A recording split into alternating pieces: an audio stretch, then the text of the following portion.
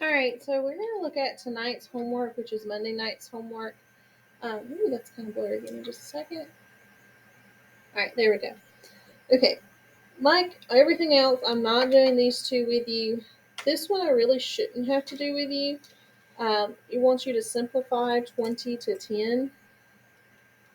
And if you set that up as a fraction, you could just punch that in your calculator and it would simplify.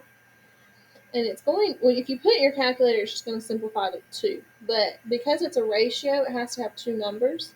So it ends up being 2 over 1, which we have to rewrite it as this form because they gave it to us in this form. So that's the answer to number 3.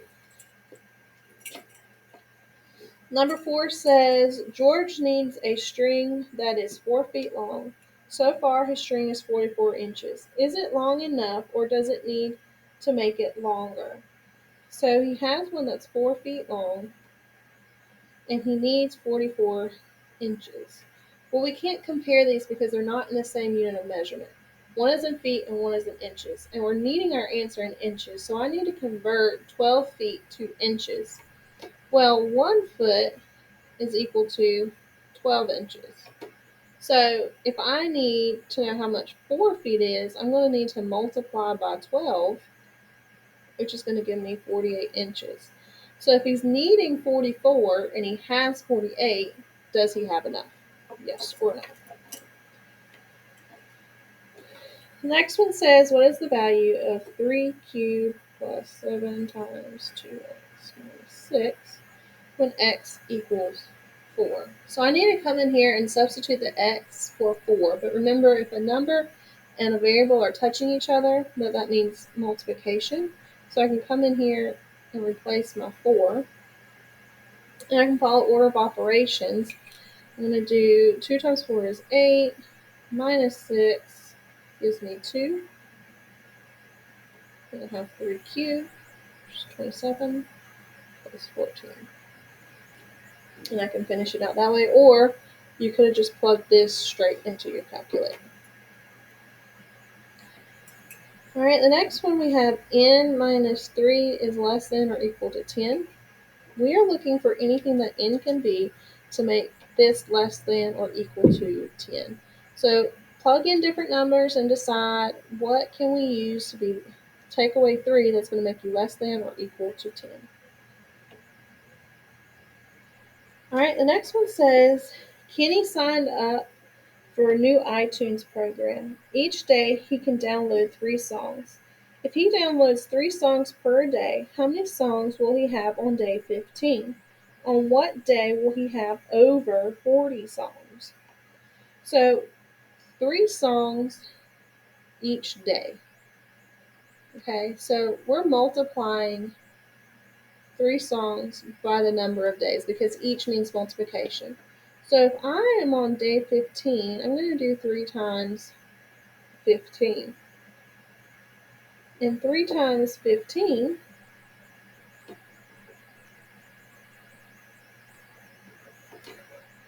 gives me 45. So on day 15, he's going to have 45 songs. On what day will he have over 40 songs? So if we back that up, what's going to be the first day where we have over 40 songs? Well, if I do 3 times 14, because we're close to 40, and take away 3, it's going to give me 42. If I do 3 times 13, that's going to give me 39. So the first day that I have over 40 songs is day 14. All right, the second to the last one is find the volume. Volume equals length times width times height. So I just have to multiply those 3, the length, the width, and the height together, and that'll give me my volume. And then the last one says name the shape. So the first one we have looks like this. It's a 3D square. We call a 3D square a cube. The next one is like it's like a 3D rectangle, like this. We call that a rectangular prism. Okay. The next one that looks like a tent, it's kind of got like a triangle at the front. Looks like that. It is still a prism, but because it's got a triangle as the base, I don't think you can see what I'm doing here. There it is. Because it has a triangle right here, it's called a triangular prism.